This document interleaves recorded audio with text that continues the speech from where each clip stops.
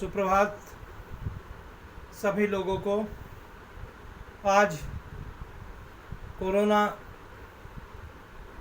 का समय चल रहा है। प्रत्येक वर्ष 21 जून को अंतर्राष्ट्रीय योगा दिवस हम लोग बहुत ही धूमधाम से मनाते हैं।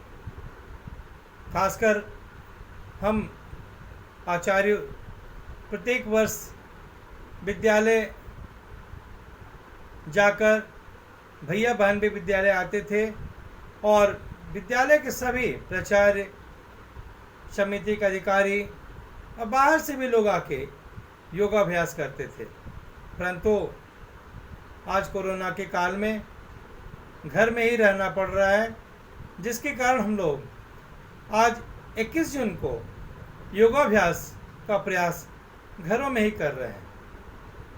आज कोरोना जैसी बीमारी से लड़ने के लिए व्यक्ति को अपने पावर को बहुत ही इम्प्रूव करना पड़ेगा। शक्ति को, इम्यूनिटी पावर की बात की जा रही है। शरीर में रोग प्रतिरोधक क्षमता अगर ठीक होगी तो कोरोना जैसी बीमारी से हम लोग बहुत ही जल्दी भारतवासी निकल जाएंगे। कोरोना बीमारी तभी व्यक्ति के अंदर घर करती है जब व्यक्ति के अंदर इम्यूनिटी पावर कमज़ोर हो जाता है। आज हम लोग योगाभ्यास करें और इसको प्रण कर लें कि प्रतिदिन हम लोग अगर 20 मिनट भी योगाभ्यास करेंगे तो ये बीमारी से लड़ते हुए इसको हरा देंगे और अपना जीवन भी बहुत ही व्यवस्थित और संतुलित होगा। योगाभ्यास प्रत्येक व्यक्ति को करना चाहिए। आज हम लोग कुछ योगाभ्यास करेंगे। सर्वप्रथम ओम के बारे में हम लोग बात करेंगे। सबसे पहले हम ओम बोलते हैं। ओम में अ उम 3 वर्ण आते हैं। ओम बोलने से मन एकाग्र होता है। आप जितने भी धर्म की बात करें, देवताओं की बात करें, सभी के अगर उच्चारण करेंगे तो उसमें अध्वनि आती है। इसीलिए हम लोग ओम का उच्चारण करते हैं। ओम का उच्चारण करने से मन एकाग्र होता है। अब आता है योग। योग में मन, बुद्धि, शरीर, ये तीनों चीज़ का एकाग्रता आ जाती है। तीनों चीज़ एकाग्र हो जाते हैं। योग ही एक ऐसी प्रक्रिया है जिसे मन, बुद्धि, शरीर तीनों का योग जोड़ होता है और तीनों एकाग्र हो जाते हैं। अगर व्यक्ति के शरीर में मन, योग और शरीर एक साथ हो जाए तो हम कोई बड़ा से बड़ा कार्य भी कर सकते हैं। योगा शरीर के तीनों जो अलग अलग तत्व हैं उनको भी जोड़ने का प्रयास करता है। तो आज हम लोग योगाभ्यास में सबसे पहले ओम को 3 बार करेंगे।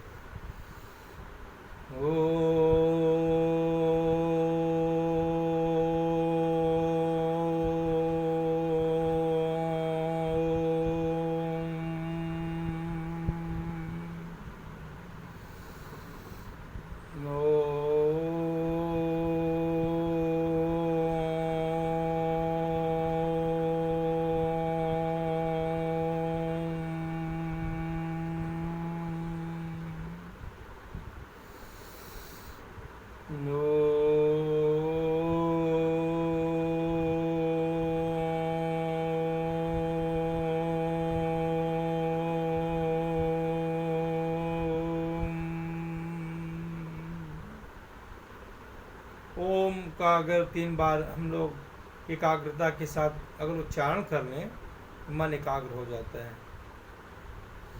अब आता है इसमें एक बहुत महत्वपूर्ण योग में आता है, योगाभ्यास में अनुलोम विलोम, जिसमें हम लोग श्वास एक नासिका से लेके दूसरी नासिका से छोड़ते हैं, फिर दूसरी नासिका से लेके छोड़ते हैं। इसमें क्या है ना, श्वास लेने और छोड़ने की प्रक्रिया से हमारे अंदर फेफड़े, जिसको दमा है, श्वास लेने में तकलीफ़ है, वो बीमारियां दूर हो जाती हैं। और ख़ासकर बात करें कि आज की डेट में बहुत लोगों को मूर्छा हो जाती है, एपिलेप्सी का प्रॉब्लम है। ये तो बहुत उनके लिए रामबाण है। अगर ऑक्सीजन शरीर को भरपूर मात्रा में मिलेगा तो व्यक्ति स्वस्थ भी होगा, निरोग भी होगा। तो हम लोग सबसे पहले आज हम लोग अनुलोम विलोम को करते हैं। इसमें श्वास एक नासिका से श्वास भरते हुए दूसरी नासिका से छोड़ना।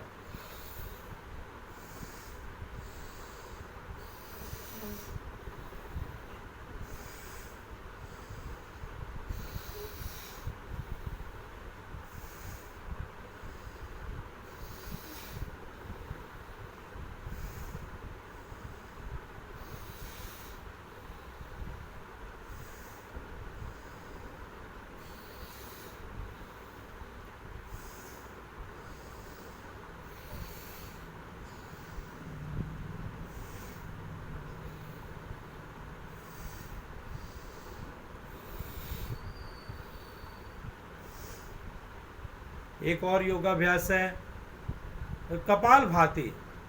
कपालभाति अगर हम लोग प्रतिदिन 10 मिनट भी करें तो शरीर के अंदर हमारी 90% जो बीमारियां हैं ना, वो कपालभाति से ही ठीक हो जाएंगी।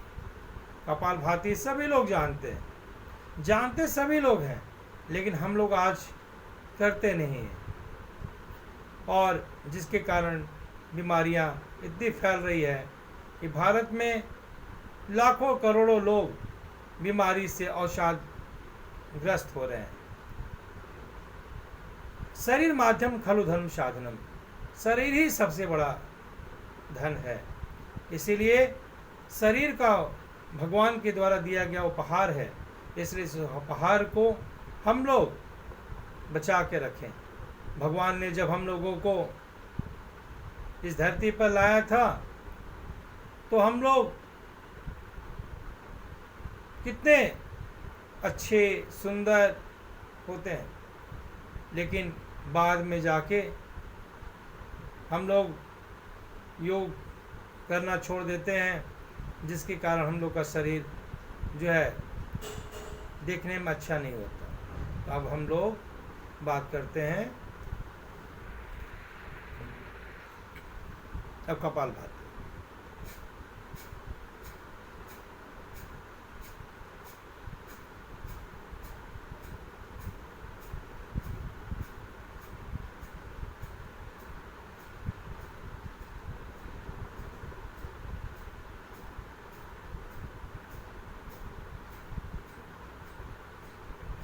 प्रसन्नता के साथ योग करें।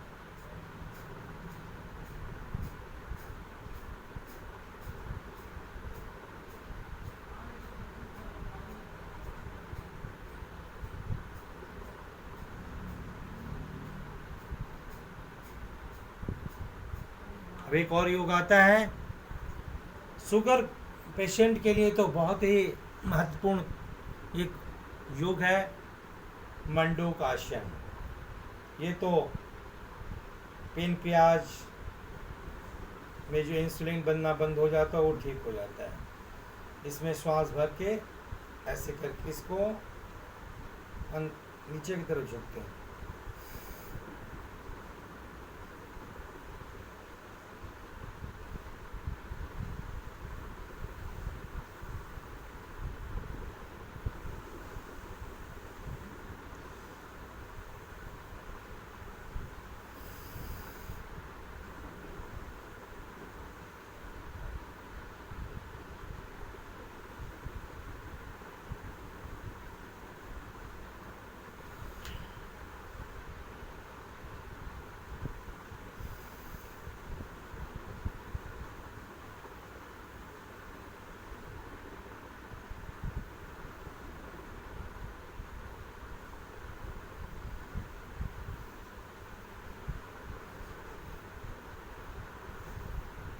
मैं अपने प्रतिदिन दैनिक जीवन में जो 3-4 योगा को प्रतिदिन करता हूँ उसको मैंने आप लोगों को बताया।